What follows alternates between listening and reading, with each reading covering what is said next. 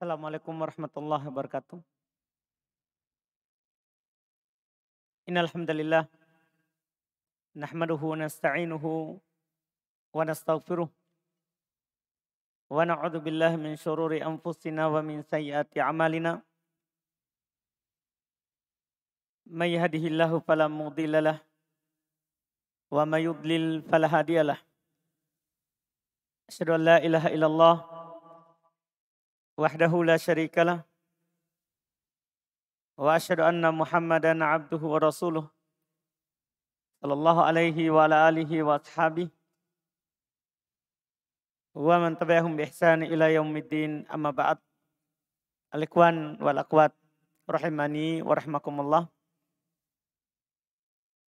Alhamdulillah, kembali di malam hari ini kita duduk melanjutkan kajian kitab Karomatul Aulia, kemuliaan para wali-wali Allah Subhanahu wa taala. Di malam hari ini kita akan masuk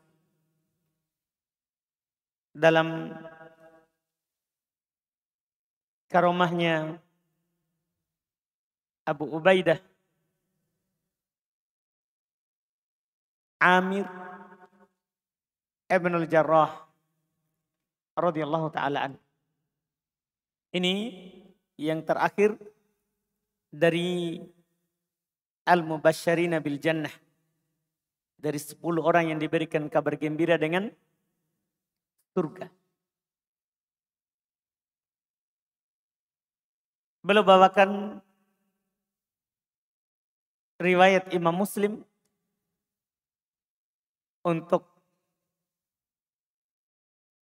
menyebutkan dan menjelaskan kepada kita apa karomah dari seorang sahabat yang bernama Abu Ubaidah Ibn al-Jarrah, dikenal seperti itu. Nama beliau adalah Amir.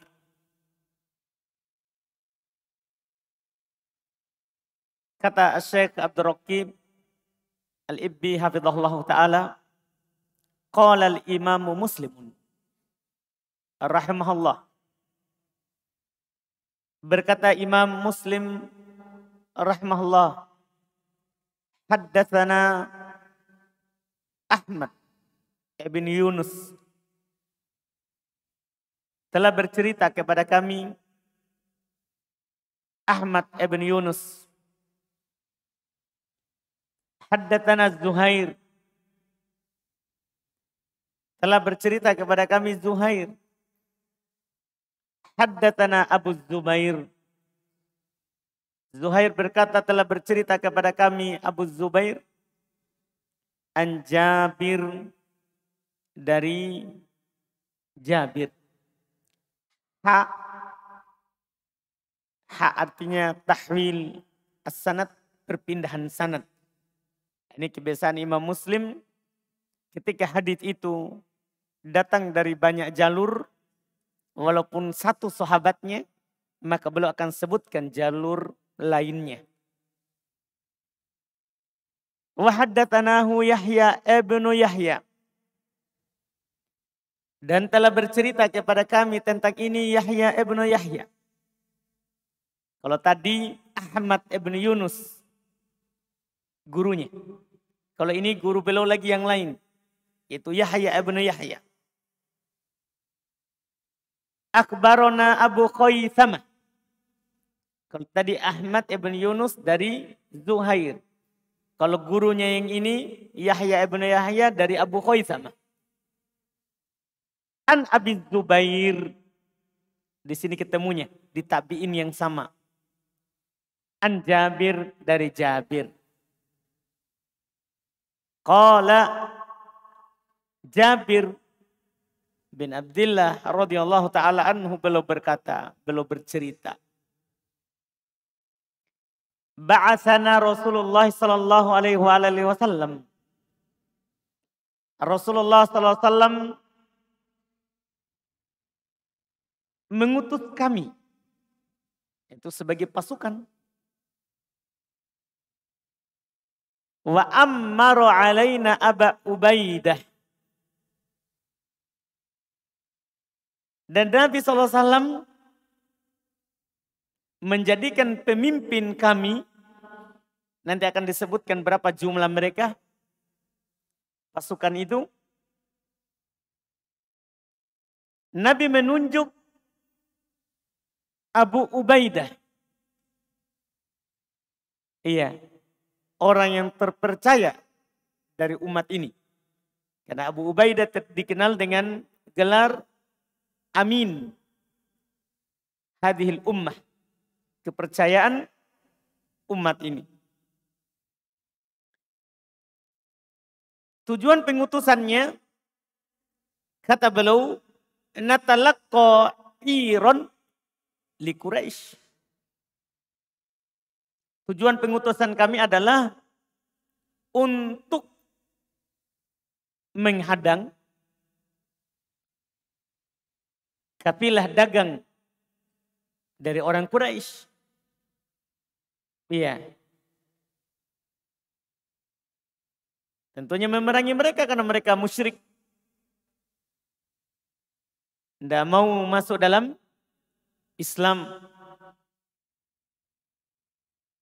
Wazawwadana jiraban min tamr.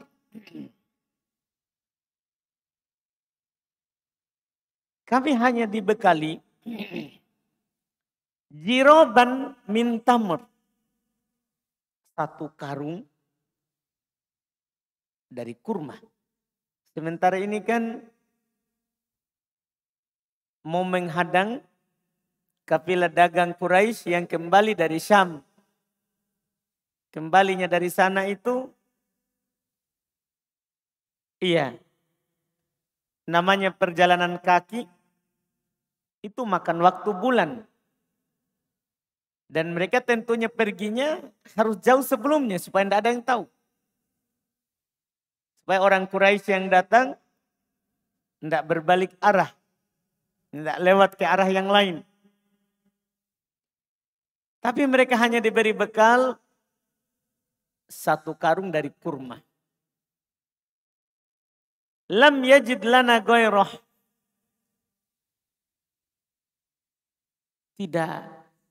Beliau tidak mendapati untuk kami bekal selain itu. Maka Abu Ubaidah sebagai amir, pemimpin pasukan itu, beliaulah yang diamanahkan ini untuk mengatur ini kurma. Bagaimana supaya cukup untuk pasukan.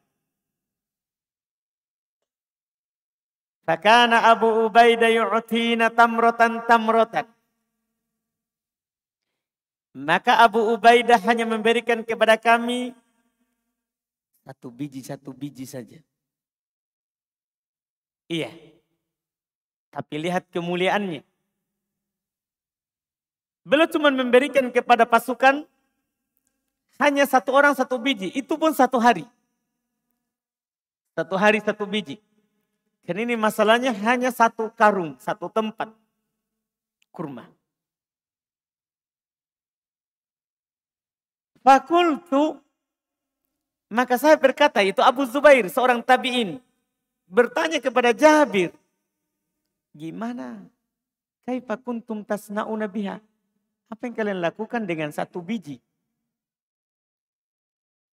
Tidak ada yang lain, cuma satu biji kurma dibagikan dalam sehari. Jadi seorang tabi'in ini, Abu Zubair bertanya kepada Jabir, apa yang kalian lakukan dengan satu biji itu? Kata Jabir lanjut bercerita, qala namussuha kama yamussu sobi. Kami hanya mengisap-ngisapnya sebagaimana seorang bayi mengisap air susu dari ibunya. Jadi dia tidak langsung makan, langsung habis, ditelan. Enggak. Supaya awet, dia hanya mengisapnya saja. Masya Allah. Iya. Terus yang menakjubkan karomanya setelahnya. Satu kurma dia hanya dikasih 1 hari. Terus mereka hanya mengisapnya, tidak memakannya. Iya. Thumma nasrobu alaiha minal ma'. Kemudian kami minum air dengan itu. Fatakfina yaumana ilal lail. Itu satu kurma yang dibagikan oleh Abu Ubaidah. Mencukupi kami dalam sehari itu sampai malam. Kalau kita sekarang, iya, jangankan kurma 1 biji.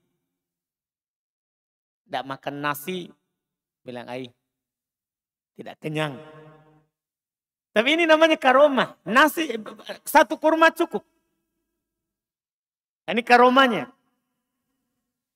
Karomahnya ini pemimpin pasukan. Dia hanya kasih 1 kurma dan mencukupi untuk pasukannya. Sampai malam.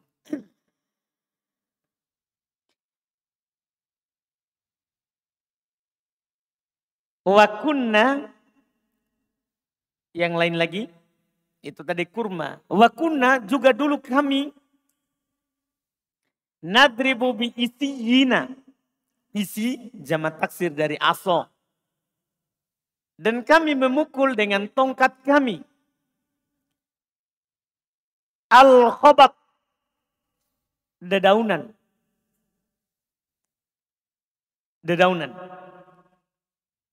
Thumma nabulluhu bilma. Kemudian kami masak dengan air. Mana akuluh. Dan kami makan daun itu. Jadi yang dimakan tadi kurma itu sampai habis. Kami juga pernah makan daun saja. Hanya dimasak dengan air dan kami makan. Wan tolakona ala sahilil bahar. Ini lagi kemuliaan karomah yang lain. Kami pun tentunya sambil menunggu kafilah datang dagang itu, kami pergi ke pinggir laut, sahil, pantai. Farubi alana ala sahilil bahar. Maka diperlihatkan kepada kami di pinggir pantai itu, kahayatil kathibid dakhmi. Seperti sesuatu yang tebal, besar, hitam. Ini dari jauh mereka lihat. Fa'ataina, kami pun mendatanginya. Iya. Fa'idha hiya dabbatun tud'al ambar. Maka ternyata itu adalah dabah. Hewan, maksudnya hewan laut. Karena seluruh hewan yang ada di bumi ini namanya dabah. Tud'al ambar. Dinamakan dengan penyebutan al-ambar. Iya. Al-ambar ini kalau dalam kamus kita dijelaskan dia adalah ikan besar yang berkepala besar. Ikan paus. Iya.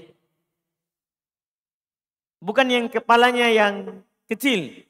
Kalau yang kepalanya kecil apa? Yang runcing. Ikan hiu. Bukan. Ikan apa itu? Lumba-lumba.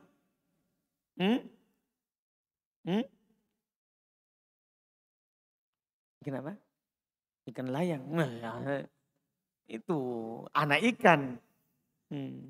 Ini ikan besar. Jadi ini disebutkan ciri-cirinya. Al-ambar ini ikan yang kepalanya yang besar. Iya. Ini disebut besar panjang. Nanti akan diceritakan bagaimana panjang tulangnya. Tulang rusuknya. Bukan panjang tulang ininya. Iya. Bukan tulang utamanya. Tapi tulang rusuknya nanti antum bisa bayangkan bagaimana besarnya.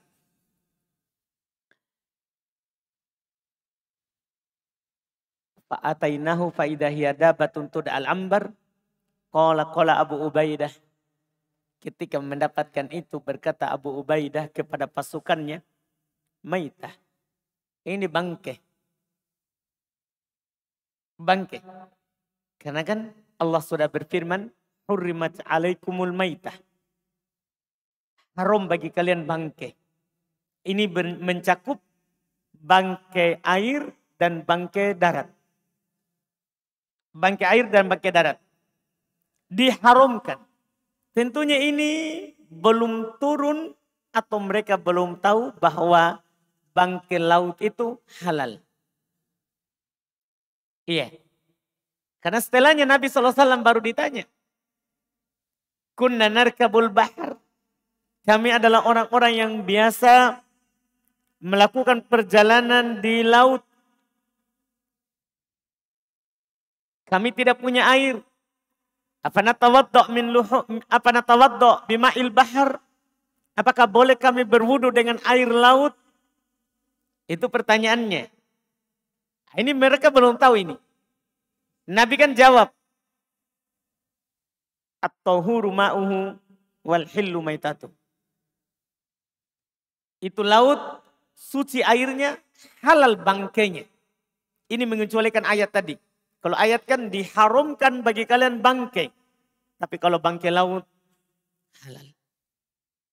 Iya. Bangkai laut, halal. Ini mereka belum tahu masalahnya. Makanya Abu Ubaidah berkata kepada pasukannya, maitah, ini bangkai. Tapi setelah itu beliau bilang, tsumma qala la bal nahnu rusulillah wa fi sabilillah. Setelah beliau katakan ini bangkai, beliau ikutkan ucapan tidak. Kita ini adalah utusan dari utusan Allah. Utusannya dari utusan Allah. Kita sedang berada di jalan Allah. Wa qad turirtum. Dan kalian sudah berada di tahap darurat. Karena tidak punya bekal lagi. Sampai sudah makan daun. Tidak ada lagi habis kurmanya. Mereka sisa makan daun saja. Sekarang kalian lagi sedang berada dalam posisi apa? Darurat. Kan ayat ketika menjelaskan haram bangkai. Kecuali yang darurat. Dibolehkan. Jadi beliau berfatwa menyebutkan kepada pasukannya ini halal untuk kita. Ini keutamaan yang lain untuk Abu Ubaidah lagi. Bahwa beliau fatwanya mencocoki Al-Quran. Iya. Fakulu, maka kalian makanlah. Qala fa'aqamna alaihi syahra. Subhanallah. Besarnya itu ikannya. Kami menetap di situ. Ya. Berbekalkan tadi itu ikan. Selama 1 bulan. Jadi 1 bulan itu hanya makan ikan saja. Tidak ada yang lain. Berapa orangnya? Wa nahnu 300. Kami 300 orang. 1 ekor ikan dimakan 1 bulan dan nanti masih ada lagi dibawa ke Madinah. Dimakan oleh 300 orang karena pasukan ini diutus 300. Hatta taminna, kata Jabir, sampai kami gemuk. Gemuk mereka makannya. Ikannya besar. Berarti walaqad ra'aituna naqtarifu min waqbi 'ainihi bil kilalid duhni naqtatifu minhul fidar. Sungguh saya melihat, dia ceritakan tentang dirinya. Saya melihat kami itu mengambil dari pelopak matanya saja. Itu daging dan minyaknya. Namanya ini kan mati terus sampai sebulan. Artinya ini hanya dijemur di situ dan diambil sedikit-sedikit dan dimakan. Kami memotong-motongnya seperti kami memotong kataur. Seperti kami memotong sapi. Ini dagingnya besar, tebal. Au kaqadri taur, atau seperti kadar sapi. Walaqad akhadha minna Abu Ubaidah thalathata asyara rajulan. Pernah Abu Ubaidah mengambil dari kami 13 orang. Fa'aqa'adahum fi waqbi aini. Terus Abu Ubaidah menyuruh untuk duduk di lubang matanya. 13 orang bisa duduk di lubang matanya. Kan tulang ikan besar. Iya. Jadi mereka untuk memakan itu di matanya lama. 13 orang bisa duduk di dalamnya. Setelah selesai. Iya. Wa aqada dila'an min adla'ihi. Kita lihat sekarang, dan Abu Ubaidah mengambil satu tulang rusuknya. Kan ikan itu di perut ada tulang yang dari tulang asal, tulang pokok, ada yang ke samping. Pas yang di perut. Iya. Abu Ubaidah mengambil satu. Fa'aqomaha. Kemudian dia tegakkan. Kan bengkok. Jadi ambil satu, dia tegakkan tulangnya. Dia tegakkan tulangnya. Tsumma rohala a'dham ba'irin ma'ana. Kemudian dia suruh jalan unta yang paling besar yang ada bersama kami. Jadi unta berjalan di bawah tulangnya itu yang ditegakkan tadi bisa lewat. Gimana besarnya itu ikan yang Allah Subhanahu wa taala kasihkan kepada mereka. Ini adalah karomahnya wali Allah Subhanahu wa taala. Bahwa wali Allah itu tidak akan pernah susah. Iya. Dia tidak perlu lagi khawatir tentang rezekinya. Lihat ini bagaimana tawakalnya wali-wali Allah Subhanahu wa taala. Dan tentunya ini didukung oleh pemimpin dari pasukan, karena kalau pemimpinnya ya tidak memiliki keyakinan yang tinggi kan susah pasukannya. Iya. Allah Subhanahu wa taala berikan kepada mereka rezeki dari sisinya. Ini yang kita katakan tadi. Wali Allah tidak akan pernah susah. Antum sering dengar firman Allah Subhanahu wa taala, "Wa may yattaqillaha yaj'al lahu makhraja wa yarzuqhu min haitsu la yahtasib." Siapa yang bertakwa kepada Allah? Wali Allah adalah orang-orang yang bertakwa. Kan ada ayatnya. Ala inna awliya Allahi la khaufun alaihim walahum yahzanun. Ketahuilah, sungguhnya wali-wali Allah Subhanahu wa taala itu mereka tidak memiliki rasa takut, tidak pula memiliki rasa sedih. Siapa mereka? Alladzina amanu wa kanu yattaqun. Mereka adalah yang beriman lagi bertakwa. Itulah wali Allah. Nah, di sini kata Allah Subhanahu wa taala di ayat, "Wa may yattaqillaha yaj'al lahu makhraja." Siapa yang bertakwa kepada Allah, Allah akan memberikan kepadanya jalan keluar dari setiap masalahnya. Ini tertutup, akan ada jalan yang lain. Itu orang yang bertakwa. Iya. Terus, wa yarzuqhu min haitsu la yahtasib. Allah akan memberikannya rezeki dari arah yang dia tidak sangka. Antum coba lihat ini. Cuma dikasih orangnya 300. Dikasihnya kurma 1 tempat saja. Habis kurmanya mereka makan daun. Setelah kesusahan itu dikeluarkan hewan besar yang mereka makan sebulan. Sampai gemuk. Itulah wali Allah. Nah, ini juga antum bisa pahami firman Allah Subhanahu wa taala dengan kisah ini. Inna ma'al usri yusra. Sungguh bersamaan dengan kesusahan pasti ada kemudahan. Ini susah. Dikasih kurma 1 hari cuma 1 biji 1 orang. Sampai habis mereka makan daun. Setelah itu datang kemudahan. Datang kemudahan. Inna ma'al usri yusra. Sungguh bersamaan dengan kesusahan itu pasti ada kemudahan. Karena Allah Subhanahu wa taala juga menegaskan wa may yattaqillaha yaj'al lahu min amrihi yusra. Ini ayat yang lain masih di surah At-Tolak tadi. Siapa yang bertakwa kepada Allah Subhanahu wa taala, Allah akan menjadikan seluruh perkaranya itu mudah. Kalau tadi seluruh perkaranya itu ada jalan keluarnya.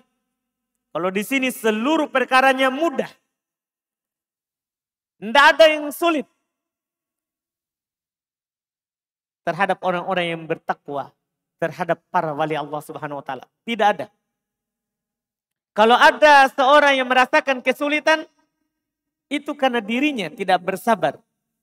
Atau dirinya berkeluh kesah. Iya. Tapi kalau dia bersabar, istiqomah di atas ketakwaan, di atas ucapan Rob kami adalah Allah, kemudian istiqomah, maka pasti muncul kebaikan. Karena Allah tidak akan menelantarkan orang-orang yang bertakwa. Iya. Orang-orang yang beribadah dan menghambakan diri kepadanya. Ini banyak sekali ayat dan hadits Nabi Shallallahu Alaihi Wasallam yang mendukung kisah ini. Bahwa demikianlah, iya, kebaikan yang akan didapatkan oleh orang-orang yang selalu mendekatkan diri kepada Allah Subhanahu wa taala. Jangan sampai ada di antara kita yang putus asa dari kebaikan Allah Subhanahu wa taala. Itu memang tidak dibolehkan. Kita sebagai orang yang beriman, yang mengaku Allah Subhanahu wa taala Rabb kita, itu tidak boleh berputus asa. Allah berfirman, la taqnatu min rahmatillah. Jangan kalian berputus asa dari rahmat Allah. Kalau ada satu kebaikan yang kita harapkan tapi ternyata kita tidak dapat, kebaikan bukan hanya itu. Masih ada lagi kebaikan yang lain. Kalau memang kita jujur kepada Allah Subhanahu wa taala, maka pasti kebaikan yang kita akan dapatkan. Ini kita harus tanamkan dalam diri kita. Mungkin kita belum pernah dapat kesusahan seperti ini. Bekal sedikit, bahkan sampai hanya makan daun saja. Daun saja, tidak ada yang lain. Hanya dimasak dengan air. Belum ada mungkin kita yang seperti itu. Artinya kita berada di atas nikmat yang banyak. Kebaikan yang banyak. Maka kita harus selalu menyadarinya untuk mensyukurinya. Untuk mensyukurinya. Ini yang diambil dari kisah ini. Terus famarra min tahtiha. Tadi lanjutannya. Itu onta katanya lewat di bawahnya, di bawah tulang yang ditegakkan. Wa tazawwadana min lahmihi wa syaqa'iq. Insyaallah.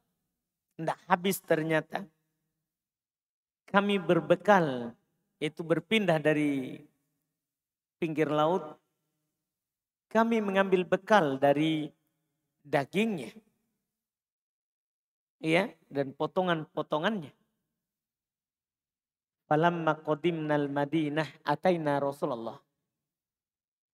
Tatkala kami kembali ke Madinah, kami mendatangi Rasulullah sallallahu alaihi wasallam. Padzakarna dzalikalah, kami menceritakan itu kepada Nabi sallallahu alaihi wasallam. Kami menceritakan itu kepada Nabi sallallahu alaihi wasallam. Faqala, maka Nabi sallallahu alaihi wasallam berkata kepada kami, huwa rizqun akhrajahullahu lakum. Itu adalah rezeki yang Allah keluarkan untuk kalian. Ternyata itu memang sengaja dikeluarkan untuk ini 300 orang yang berada di jalan Allah Subhanahu wa taala. Yang dipimpin oleh siapa? Abu Ubaidah Amir ibn al-Jarrah radhiyallahu taala an. Nabi langsung katakan, tentunya ini dari wahyu Allah Subhanahu wa taala. Itu adalah rezeki yang Allah Subhanahu wa taala keluarkan untuk kalian. Bahkan Nabi bertanya, "Fahal ma'akum min lahmihi syai'?" Apakah ada dari seorang dari kalian yang masih memiliki dagingnya? Iya. Fatut'imuna, sehingga dia bisa memberikan makan kepada kami dengan daging itu.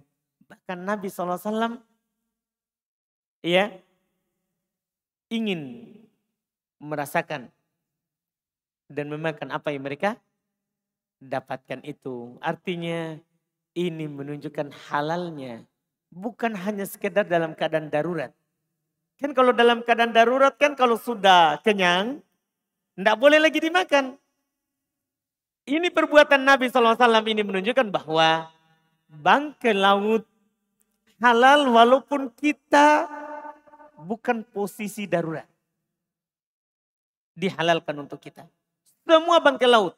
Bahkan kata para ulama fikih, walaupun itu mirip dengan hewan darat. Tapi kalau dia hidupnya di laut, di air, halal. Seperti apa misalnya? Anjing laut, singa laut, babi laut. Nah, maksudnya kalau ada. Iya. Kalau ada juga, apa itu yang orang bilang ikan manusia? Putri duyung, halal dimakan. Iya, kalau ada. Pokoknya semua yang hidup di laut. Walaupun itu adalah haram di darat. Kalau dia hewan darat. Tapi kalau dia yang di air, halal. Karena Nabi memintanya juga untuk dimakan. Untuk dimakan. Padahal beliau bukan dalam keadaan darurat. Padahal beliau bukan dalam keadaan darurat. Maka kata Jabir menutup ceritanya kepada Abu Zubair. Fa'arsalna ila Rasulillah sallallahu alaihi wasallam minhu. Maka kami mengutusnya, mengirimnya kepada Rasulullah sallallahu alaihi wasallam sebagian darinya. Fa'akala, maka Nabi sallallahu alaihi wasallam memakannya. Maka Nabi sallallahu alaihi wasallam memakannya. Ini alhamdulillah kita bisa melihat bagaimana keutamaan mereka. Seperti yang kami sudah katakan tadi, menjadi wali Allah itu tidak ada ruginya. Iya, tidak ada ruginya. Berbeda kalau kita menjadi walinya selain Allah. Iya, walinya selain Allah. Maka yang ada pada kita adalah kerugian dunia, alam barzakh, dan akhirat. Ini kalau kita menjadikan wali kita selain Allah. Iya.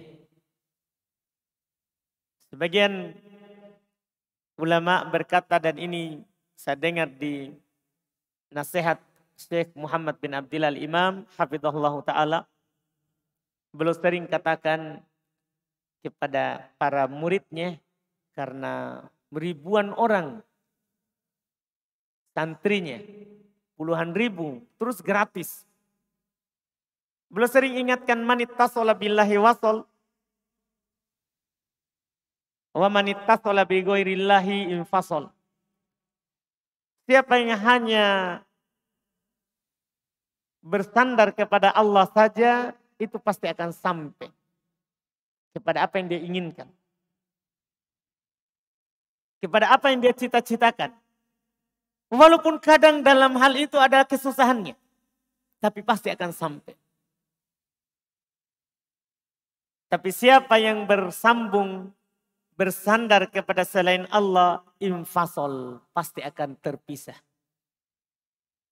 Tidak akan sampai kepada yang dia inginkan.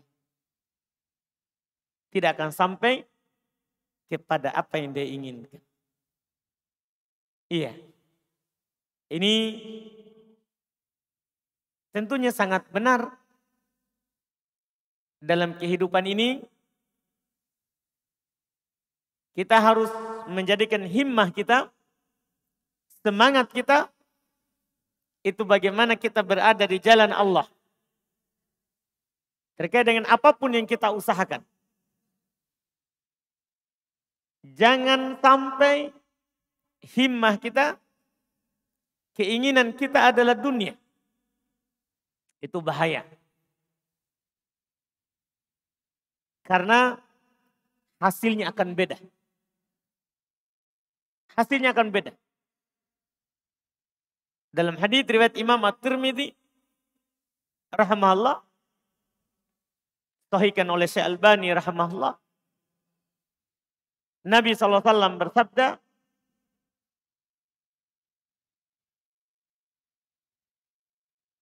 "Man kanat himmatuhu ad-dunya,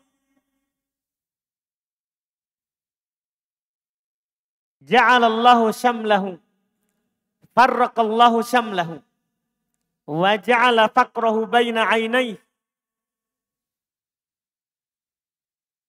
wa ma atathu dunya illa ma kutibalah."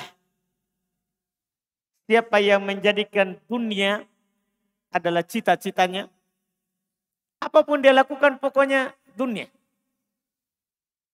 yang dia inginkan, maka Allah akan mencerai-beraikan urusannya. Ini hal yang pertama yang kita akan rugi di dalamnya. Kalau kita tujuannya dunia, maka semua masalah kita yang kita mau tidak akan jelas. Allah akan cerai-beraikan semua cita-cita kita. Itu yang pertama sekali. Yang kedua, wa ja'ala faqrahu baina ainai. Allah akan jadikan kemiskinan di kedua matanya. Jadi selalu dia akan melihat dia miskin. Dia bukan orang yang berkecukupan. Ini kalau dunia kita inginkan, kita akan selalu miskin dalam pandangan kita sendiri. Iya. Kemudian yang ketiga, ini yang menyakitkan. Dunia tidak akan datang kepadanya kecuali apa yang telah dituliskan. Kan kita sebelum lahir sudah ditulis berapa bagian kita. Jadi sudah semangatnya untuk dunia, tapi tidak dapat kecuali apa yang dituliskan. Ini kalau cita-cita kita dunia. Itulah ujungnya. Di akhirat lebih berbahaya lagi. Ini di dunia. Di akhirat lebih berbahaya lagi. Allah Subhanahu wa taala telah katakan di surat Al-Isra, terkait dengan orang yang beramal ingin dunia. Man kana yuridul ajilata ajjalna lahu ma nasha'u liman nurid. Thumma ja'alna lahu jahannama yaslaha madmuman madhura. Siapa yang ingin dengan amalannya itu al-ajilah, sesuatu yang segera. Ditafsirkan oleh ulama tafsir maksudnya ad-dunya. Dia bekerja pokoknya dunia saja. Bagaimana ini saya dapat dunia. Allah katakan ajjalna lahu fiha man nasya'u liman nurid. Kami segerakan untuknya di dunia apa yang kami inginkan untuknya dan kepada siapa yang kami inginkan. Tidak semua dikasih. Tidak semua orang yang mau dunia dikasih apa yang dia mau. Tapi akan dikasih kalau memang kita diinginkan oleh Allah. Setelah itu kami jadikan untuknya jahanam yang dia akan masuki dalam keadaan hina. Kan percuma dunia banyak tapi di akhirat jahanam. Yang mana Nabi SAW pernah menceritakan didatangkan di hari kiamat seseorang yang an'am, yang paling nikmat hidupnya di dunia. Kemudian dicelupkan satu kali di neraka. Setelah itu dikeluarkan, satu kali saja. Setelah itu dikeluarkan. Baru ditanya, apakah kamu pernah merasakan nikmat sebelum ini?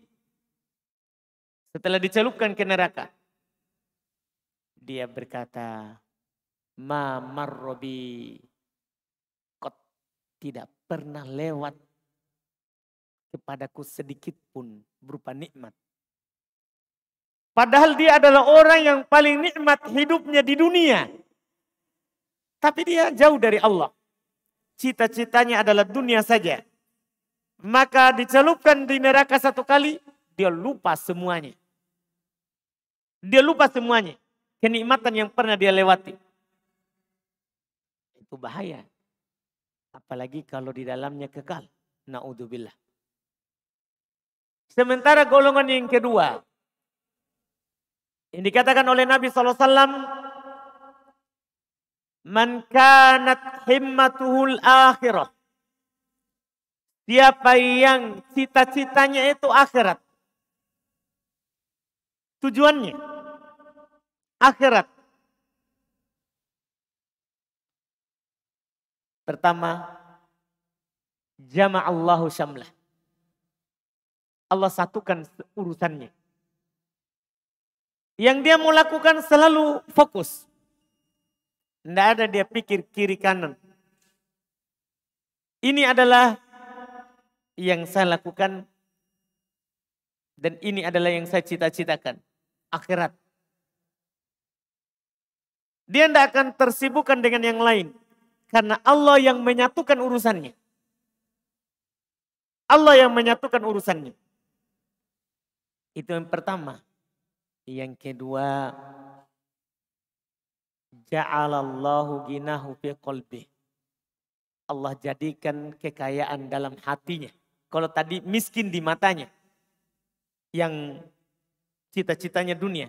Kalau yang akhirat Allah jadikan kekayaan di hatinya.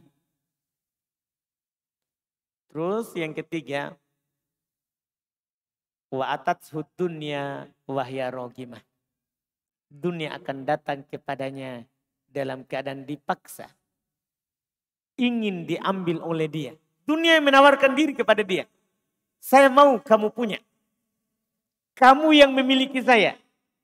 Dunia yang menawarkan. Kalau yang pertama tadi, dia cari, tidak dikasih. Kecuali apa yang dituliskan. Kalau yang ini, dunia mau kalau dia yang dapat. Kalau dia yang dapat. Ini perbedaannya. Hasilnya beda. Ujungnya beda. Maka jadilah anak akhirat bukan anaknya dunia. Itu dalam kehidupan ini. Karena kalau kita jadi anaknya akhirat, maka kita akan mendapatkan banyak kelebihan. Di antaranya kita akan fokus terhadap apa yang kita mau lakukan. Terhadap apa yang kita mau lakukan. Sementara kalau kita menjadi anaknya dunia, maka dunia ini tidak akan ada habisnya. Jangan kita yang jauh kalau kita bercerita mobil, motor. Kita cerita HP saja. Iya. HP saja kalau kita ikuti. Setiap bulan kita akan ganti. Kalau ikuti. Iya. Karena setiap bulan ada terus yang baru. Iya. Mana teman saya yang penjual HP? Tidak ada ya? Tidak ada. Iya. Setiap keluar yang baru, setelahnya akan keluar lagi yang baru. Itu kalau kita ikuti. Tidak ada habisnya. Iya. Ini kalau dunia. Tapi kalau kita akhirat, maka kita akan ambil dunia sesuai dengan yang kita butuhkan. Kalau memang kita butuh, tidak tercela. Karena harta kita adalah apa yang kita pakai, apa yang kita belanjakan, apa yang kita sedekahkan. Bukan yang disimpan di bank. Harta kita yang sebenarnya, yang kita makan, kemudian lewat.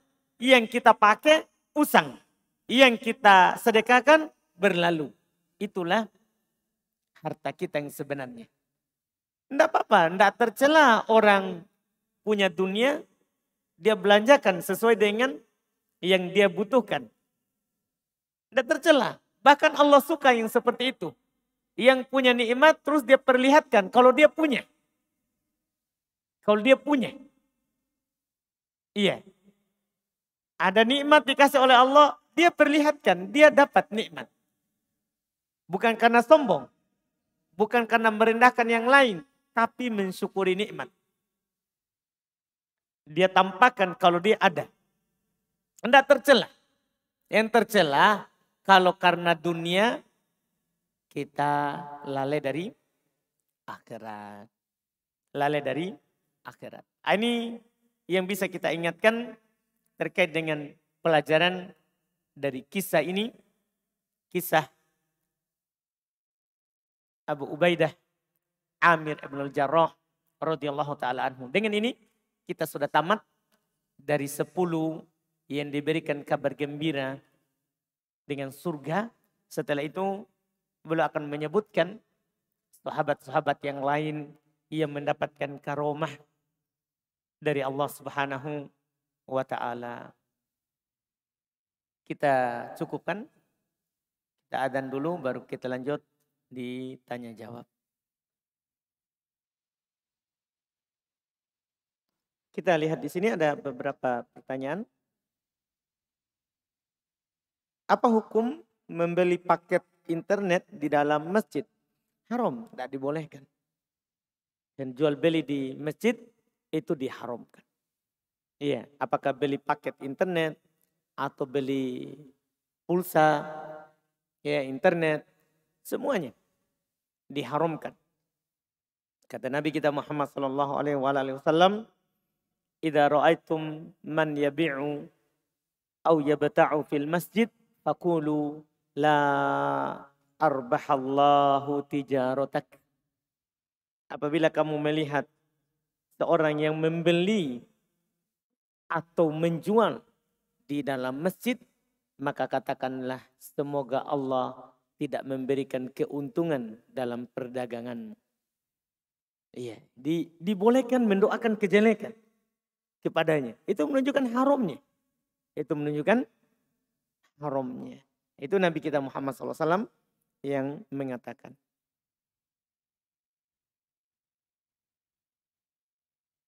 Sini ada pertanyaan. Apakah kita berdoa kepada Allah meminta rezeki yang banyak termasuk dunia tujuan kita? Ya, kenapa kita meminta yang banyak? Untuk apa? Maksudnya apa tujuannya? Di situ maksudnya baru nanti ada hukumnya. Ya. Kalau kita bilang ya Allah berilah saya rezeki yang banyak supaya saya bisa menikah 4. Nah, itu kan dunia. Itu maksudnya tergantung. Maksudnya kita meminta itu kenapa? Jadi kalau kita bilang ya Allah berilah saya rezeki supaya saya punya uang panai untuk melamar si fulan supaya terjaga kehormatanku. Nah, itu kan tujuan apa itu? Akhirat. Tujuan akhirat namanya. Jadi tergantung kita berdoa ini kenapa? Apa tujuan kita? Iya. Dalam meminta rezeki yang banyak.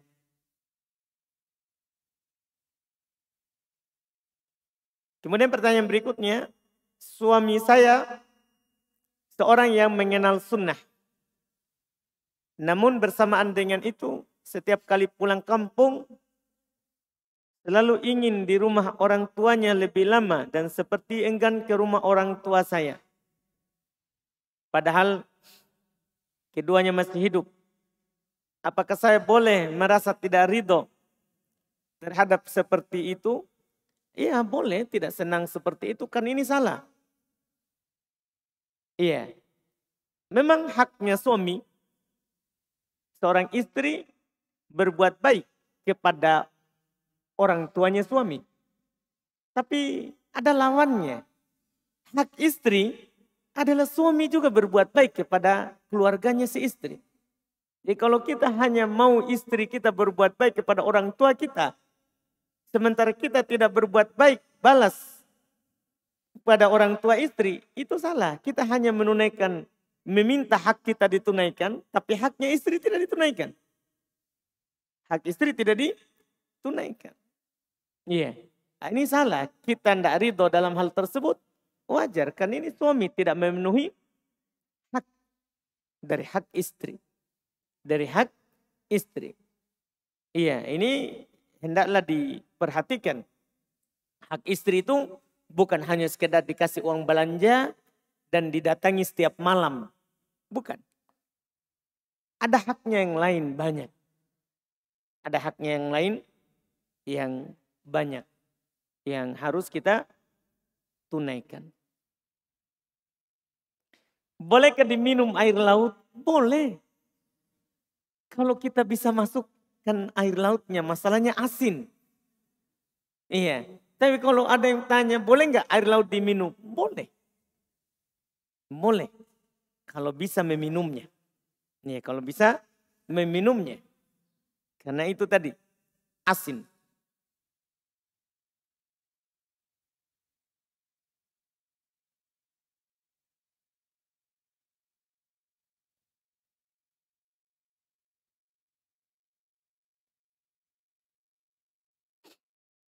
Afan Ustadz, saya adalah termasuk pendatang baru di masjid ini.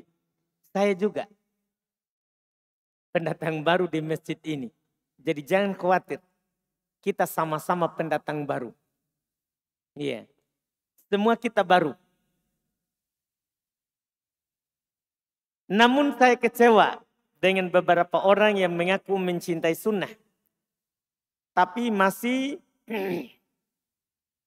melirik ikhwan melalui HP-nya. Iya, berarti ini yang bertanya akhwat. Streaming bukan lagi digunakan untuk benar-benar belajar. Tapi digunakan melihat ikhwan non-mahram dari video YouTube tersebut. Mohon nasihatnya Ustadz. Pertama, iya. Oh dia bilang mohon nasihatnya Ustadz. Apalagi ini akhwatnya sudah menikah. Iya. Pertama kita doakan hidayah untuknya. Kalau kita mendapati saudari kita seperti itu, iya. Maka yang pertama sekali kita lakukan adalah doakan hidayah untuknya. Iya. Karena tentunya kita perlu sadari bahwa walaupun kita menjumpai ada orang yang sudah lama mengaji, kenal sunnah, cinta kepada sunnah, tapi dia jatuh ya dalam kesalahan, maka tentunya itu adalah hal yang salah dan keluar dari jalur hidayah. Mungkin dia lagi berada di masa fatrah, masa bosan, tapi jatuh dalam jalur yang bukan sunnah saat bosannya. Karena setiap amalan itu pasti ada masa fatrahnya, masa turun semangatnya. Di masa inilah seorang itu diuji. Kalau dia tetap di atas sunnah dalam keadaan turun semangatnya, maka itulah yang selamat. Tapi kalau dia keluar dari jalur sunnah, itulah yang binasa. Iya. Yang ketika kita melihat seperti itu, kita doakan. Hadanallahu wa iyyah. Semoga Allah Subhanahu wa taala memberinya petunjuk. Juga semoga Allah memberi kita petunjuk. Itu yang pertama. Kemudian yang kedua, kita menasehatinya. Kita menasehatinya. Bahwa kita sebagai seorang mukmin, mukminah itu diperintahkan untuk menundukkan pandangan terhadap lelaki yang bukan mahram, ikhwan terhadap akhwat yang bukan mahram.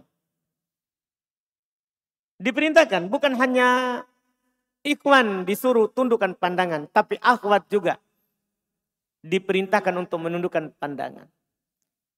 Dipasangkan hal tersebut perintahnya dalam firman Allah Subhanahu wa taala di surat An-Nur. Kita bisa baca 30 dan 31. Kata Allah di ayat 30, kullil mu'minin yaghuddu min absarihim wa yahfadhu furujahum dzalika azka lahum innallaha khabirum bima yasnaun. Hati-hati. Katakan kepada orang yang beriman laki-laki untuk menundukkan pandangan-pandangan mereka. Tundukkan pandangan. Ini Allah perintahkan kepada nabinya. Katakan wahai Muhammad kepada para mukminin laki-laki untuk menundukkan pandangan mereka dan menjaga kehormatan mereka. Dzalika azka lahum, itu adalah lebih suci bagi mereka. Semua kita pasti ingin suci. Menundukkan pandangan itu lebih suci untuk kita laki-laki. Dan Allah katakan innallaha khabirum bima yasnaun. Sesungguhnya Allah Subhanahu wa taala mengetahui apa yang mereka perbuat. Artinya kalau ini perintah tidak dijalankan, hati-hati. Allah tahu yang kalian lakukan dan Allah akan membalas pandangan kalian. Ini untuk laki-laki. Untuk perempuan, wakul dan katakan wahai Muhammad. Lil mu'minat, untuk para perempuan yang beriman. Ia mengaku beriman kepada Allah, mengamalkan syariat Allah, membenarkan Muhammad bin Abdillah sebagai Rasul Allah. Yaghdudna min absarihinna, sama. Hendaklah mereka menundukkan pandangan mereka. Wa yahfadna furujahun, dan menjaga kemaluan mereka. menjaga kehormatan mereka. Ingat, tidak ada syariat yang lebih memuliakan perempuan daripada syariat Islam. Kita sebagai muslimah menjadi pengikut Nabi Muhammad SAW berarti kita adalah orang mulia. Hendaklah menjaga itu. Wala yubdina zinatahunna illa ma dhahara minha. Jangan dia menampakkan perhiasannya kecuali apa yang biasa nampak. Yang biasa nampak di sini banyak tafsir dari kalangan sahabat. Ibnu Mas'ud radhiyallahu taala anhu mengatakan maksudnya pakaiannya. Itu yang biasa nampak. Pakaiannya.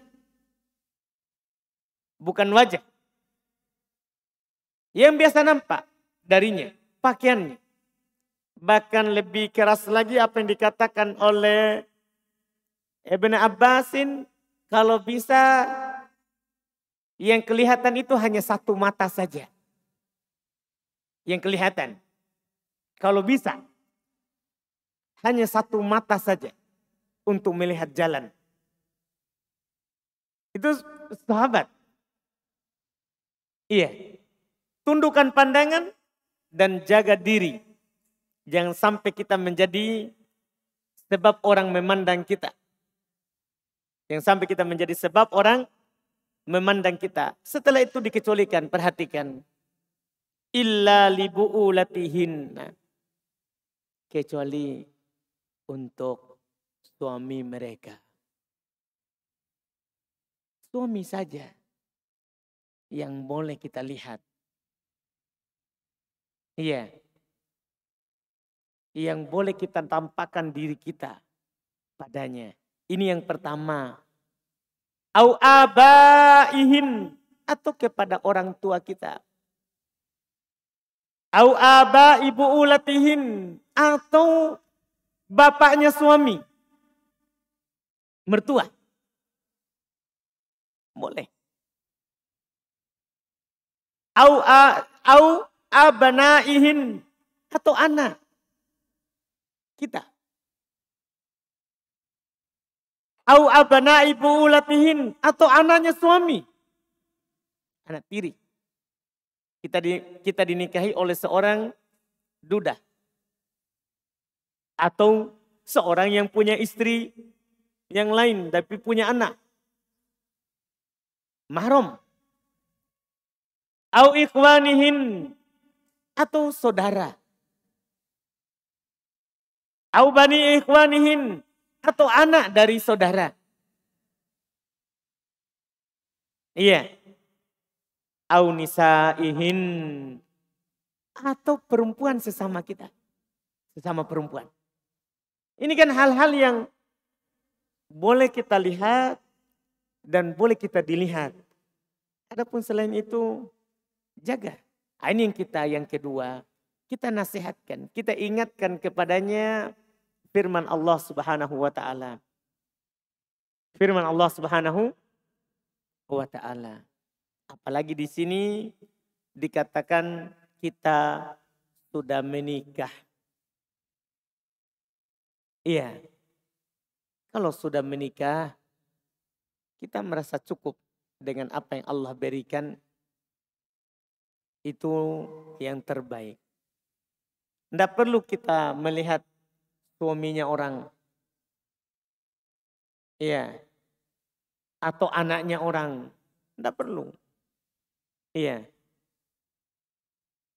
Lihat keutamaan perempuan surga.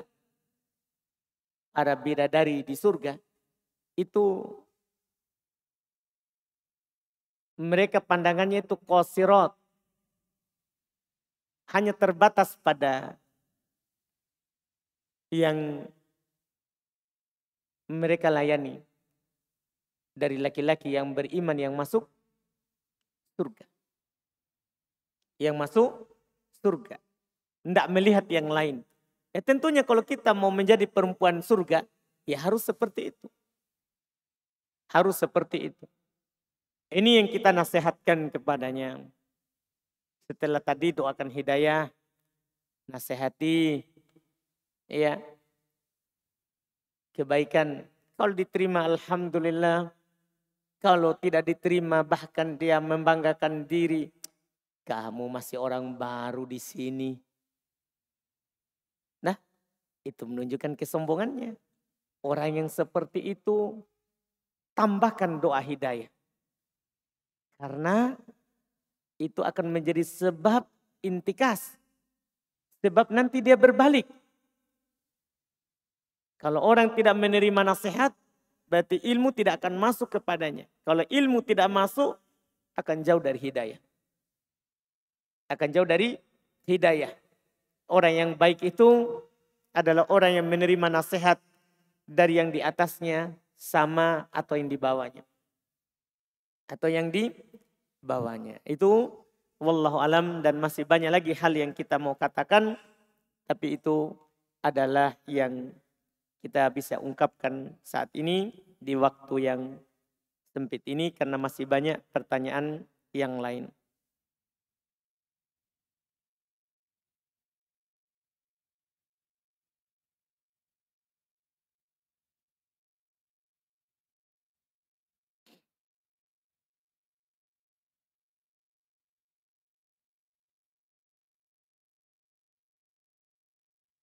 Sini ada pertanyaan, karomah sebelumnya Sa'ad bin Abi Waqqas radhiyallahu taala anhu boleh mendoakan yang buruk kepada seseorang jahat kepada kita. Pertanyaannya, apabila tuduhan orang tersebut benar adanya, apakah doa yang buruk yang sudah diucapkan menimpa kita? Ya kalau benar adanya, kita tidak boleh mendoakannya. Bahkan kita bersyukur ada mengingatkan, kamu salah, jazakallah khairan. Kita bertobat kepada Allah. Jangan doakan. Jangan doakan kebaikan, keburukan padanya. Malah kita berterima kasih. Kalau ada saudara kita yang mengingatkan bahwa kita salah, maka alhamdulillah. Itu adalah kebaikan yang Allah Subhanahu wa taala utus kepada kita untuk mengingatkan kalau kita salah. Itu harus kita terbiasa seperti itu. Harus terbiasa. Walaupun kadang pahit. Tapi kalau kita terbiasa, itu akan menjadi hal yang nikmat. Iya. Saya berapa kali, bahkan sering kali, kadang salah, atau kadang menyelisihi apa yang dikatakan oleh, difatwakan oleh Ustadz saya, Ustadzul. Kadang ada orang bilang, antum katakan itu berbeda. Salah karena Ustadzul bilang begini. Itu kan hal yang biasa. Iya. Alhamdulillah. Kita tinggal periksa kembali. Itu kan membuat kita nanti tambah kuat. Tambah dalam ilmunya. Jadi kita berterima kasih. Alhamdulillah jazakumullah khairan. Kalau memang salah. Oh saya salah dalam masalah itu. Yang saya baca ya seperti itu. Ternyata ada dalil lain yang mengatakan yang menyelisih saya. Ya tinggal saya bertobat. Apa? Tidak ada susahnya. Tidak ada susahnya. Iya. Nah, itu harus dibiasakan. Tidak boleh kita bilang, wah saya sudah tamatan Yaman. Iya. Saya belajar 10 tahun. Tidak boleh begitu. Iya. Kita kadang apalagi dalam kedudukan maksudnya kita menjawab pertanyaan lepas. Kan kita tidak ada berencana materinya apa. Iya. Yang hadir itulah yang diungkapkan. Yang hadir itulah yang diungkapkan. Yang pernah ditahu. Kalau ternyata yang kita tahu itu adalah menyelisih yang kuat. Kemudian ada yang bilang kepada kita ini yang kuatnya. Karena dalilnya begini. Alhamdulillah dapat lagi ilmu. Kita syukuri saja. Nah, itu dalam hal lain juga. Kalau ada yang kasih tahu kita. Jazakumullah khairan. Jangan doakan keburukan. Berterima kasih kepadanya. Telah mengingatkan kita. Tapi kalau kita doakan keburukan untuknya. Maka doa itu tidak akan dikabulkan. Untuk orang itu. Untuk orang itu. Apakah akan kembali kepada kita? Iya. Kalau tidak seperti yang kita katakan, maka kalimat itu akan kembali ke kita. Kita harus bertobat. dari hal tersebut. Kita harus bertobat dari hal tersebut. Kemudian pertanyaan berikutnya, saya bersafar ke luar kota selama 10 hari dengan tujuan mengunjungi keluarga. Apakah boleh saya menjamak atau mengqashar sholat selama di luar kota tersebut? Atau adakah batasan harinya? Iya, boleh. Selama kita bersafar boleh. Apakah ada batasan harinya? Tidak ada. Kalau kita tidak niat mungkin. Tidak niat untuk tinggal di tempat itu. Tapi kita hanya berkunjung saja. Kita akan kembali dalam waktu yang kita rencanakan atau kita belum rencanakan. Pokoknya kita tidak mau pergi tinggal di situ. Kita hanya berkunjung saja. Maka boleh kita jamak qashar. Boleh kita jamak qashar. Nabi SAW waktu Fathu Makkah disebutkan bahwa beliau tidak pernah sholat sempurna kecuali setelah kembali ke Madinah. Karena beliau sudah pindah dari Makkah ke Madinah. Dari Makkah ke Madinah. Itu wallahualam.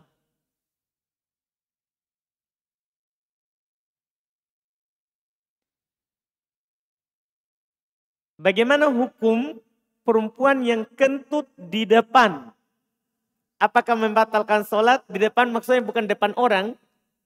Maksudnya sini kentutnya itu jalur kubul, bukan dubur. Dari depan. Iya. Apakah itu membatalkan sholat? Iya. Membatalkan sholat. Itu masuk dalam golongan yang tidak biasa. Karena yang keluar dari seorang perempuan, demikian pula laki-laki, itu ada yang biasa keluar dan ada yang tidak biasa keluar. Termasuk yang tidak biasa keluar dari seorang perempuan dan biasanya itu mereka rasakan setelah melahirkan, biasanya. Walaupun bisa juga di keadaan lain. Biasanya mereka keluar kentut tapi kentutnya dari depan. Bukan dari belakang.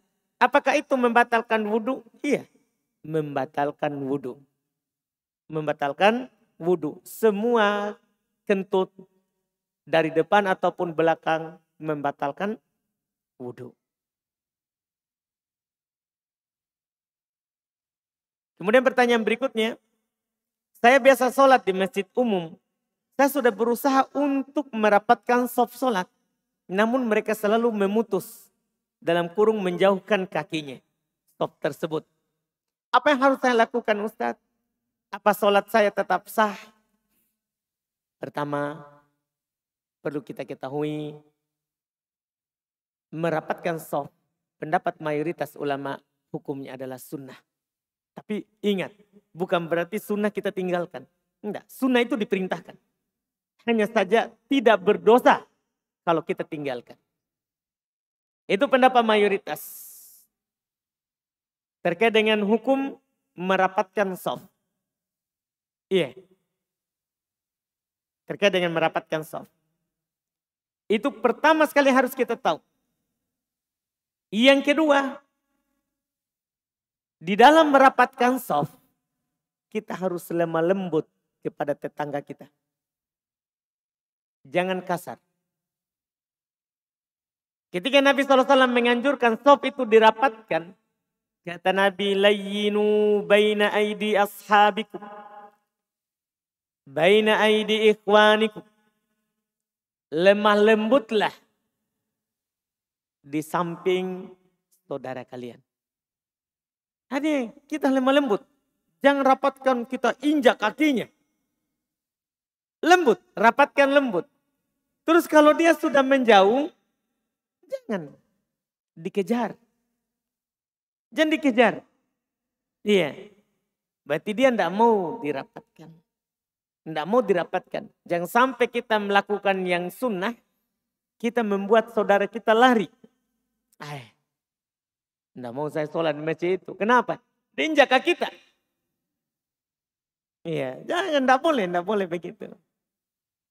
Jangan, tidak boleh kita melakukan sesuatu yang sunnah membuat orang lain lari. Ketika Nabi kita mengutus utusan kedua, Mu'ad ibn Jabal dan Abu Sa'id al-Khudri ke Yaman. Kan utusan pertama Mu'adz saja. Untuk mengajarkan syahadat.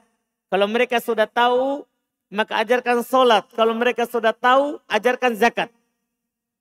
Utusan kedua diutus 2 orang. Apa kata Nabi SAW kepada keduanya? Wasiatnya. Berbeda dengan wasiat yang pertama. Kalau yang pertama ajarkan kepada mereka syahadat. Kalau sudah paham ajarkan sholat. Kalau sudah paham ajarkan zakat. Di utusan kedua. Kata Nabi SAW berwasiat kepada Mu'adz ibn Jabal dan Abu Sa'id Al-Khudri. Basyiro walatunafiro. Kalian berikan kabar gembira, jangan membuat orang lain lari. Beri kabar gembira. Jangan membuat yang lain lari. Itu wasiatnya. Iya. Yassiro walatu asiro. Permudah. Jangan dipersulit. Permudah. Jangan dipersulit. Ini kalau kita menjadi pelopor kebaikan. Kita mau menjadi orang yang menyampaikan kepada orang lain kebaikan. Harus seperti itu wasiatnya yang kita harus amalkan. Yang harus kita amalkan. Sebagian kita kadang memperlakukan saudara kita atau saudari kita seakan-akan itu seperti kita yang sudah kenal ngaji lama. Yang sudah tahu banyak ilmu. Enggak, perlakukan saudara kita itu seperti kita dulu masih awam begitu. Iya. Lihat ketika seorang Arab Badui, Arab pedalaman, datang ke kota, masuk masjid Nabi SAW. Apa yang dia lakukan? Kan dia tidak punya ilmu. Dia kencing di masjid. Para sahabat yang tahu ini hukum, bahwa tidak boleh kencing di masjid. Marahi, dia marahi itu orang. Tapi apa kata Nabi SAW mengajarkan mereka? Da'u, biarkan. Biarkan dia kencing. Setelah kencing, selesai. Nabi suruh siram, kan selesai masalah. Tanpa menyakiti itu orang baru. Iya. Karena kalau orang baru disakiti, itu bahaya. Contohnya seperti itu orang Arabi tadi. Sampai dia berdoa. Iya, mendoakan kejelekan terhadap yang menegurnya. Mendoakan kejelekan yang terhadap yang menegurnya. Nah, itu bahayanya. Kenamanya orang baru, itu dimaafkan. Itu mereka menjauh. Dari kita yang merapatkan itu karena tidak tahunya. Seandainya dia tahu bahwa merapatkan soft itu adalah sunnah juga Nabi kita yang kita ikuti. Insya Allah dia akan lakukan. Dia akan lakukan seperti yang kita lakukan. Bahkan tidak perlu kita suruh. Tidak perlu kita suruh. Dia akan menarik kita. Iya. Dia akan menarik kita. Ini yang perlu kita ketahui dalam hal ini. Wallahualam. Kemudian pertanyaan terakhir tadi. Apakah sholat saya tetap sah? Sah.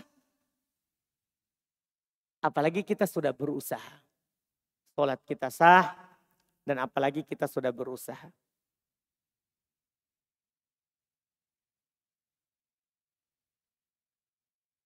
Saat ada acara daurah.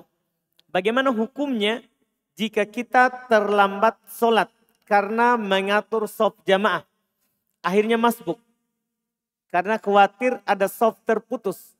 Ataukah saya langsung saja sholat agar terjaga sholat tepat waktu. Itu tugas kita siapa di sini? Itu kan tugasnya imam. Itu adalah tugasnya imam. Bukan tugasnya makmum. Untuk mengatur shaf, mengingatkan sambung yang putus. Ya, ketika rame, imam hendaklah begitu. Ingatkan. Jangan pakai bahasa Arab. Sebagian imam hanya bilang sawu sufufakum. terus rapatkan. Apa nak tahukah itu orang baru? Berbahasa Indo saja. Hadithun nas bima ya'rifun. Sampaikan kepada orang dengan yang dia bisa paham. Kita pergi bergaya, saya santri. Pakai bahasa Arab. Jangan, bukan mau gaya ini. Ini kita mengatur. Imam yang tugasnya itu bukan makmum. Yang ingatkan, isi sop-sop yang kosong. Rapat dan luruskan sopnya.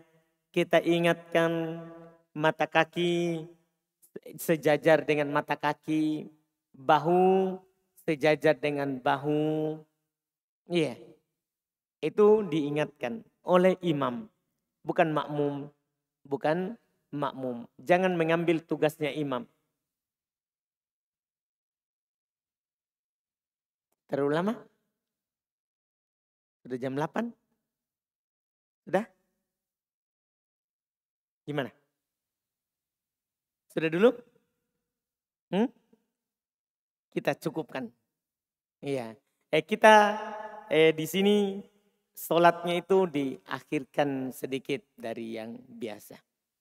Iya, kalau ada taklim. Kalau ada taklim. Iya, karena di pekan lalu ada yang tanya kapan waktu sholat isya. Iya, sholat isya itu paling bagus diakhirkan kalau tidak memberatkan. Kalau tidak memberatkan. Nabi pernah akhirkan sholat isya sampai tengah malam pertama. Iya. Dan beliau ingatkan. Sampai kata Anas, nama nisa wasibian. Para perempuan dan anak kecil sudah tidur yang tidak ke masjid. Para perempuan dan anak kecil sudah tidur. Dan para sahabat yang ada di masjid itu jatuh-jatuh kepalanya. Maksudnya ngantuk. Iya, ngantuk. Karena menunggu Nabi SAW. Nabi keluar dalam keadaan menetes air dari rambut beliau dan sholat. Dan beliau sampaikan seandainya tidak memberatkan, saya akan mengakhirkan sholat di waktu ini. Di waktu ini. Artinya memang sholat isya boleh diakhirkan dan lebih utama diakhirkan. Tapi kalau tidak memberatkan. Kalau tidak memberatkan. Tapi kalau memberatkan maka itu tidak dilakukan. Tidak dilakukan. Alhamdulillah kita cukupkan kajian kita di malam hari ini. Insya Allah kita lanjut lagi di pertemuan akan datang. Pekan depan berarti kita Id ya. Kalau hari Ahad. Berarti kita libur mungkin tapi nanti tergantung dari teman-teman di masjid ini. Libur atau tidaknya taklim yang bertepatan dengan hari Id dan Ayyamut Tasyrik. Ya, kalau saya pribadi tinggal menjalankan. Saya prinsipnya ya tidak ada libur dalam Islam. Kalau saya tidak ada libur. Kecuali ada halangan yang tidak bisa. Cuman tergantung dari masjid. Tergantung dari masjid. Nanti akan diumumkan. Asalnya ada kajian. Kalau tidak ada maka akan diumumkan. Maka akan diumumkan. Kita cukupkan. Subhanakallahumma hamdik. Asyhadu an la ilaha illa anta astaghfiruka wa atubu ilaik. Assalamualaikum warahmatullahi wabarakatuh.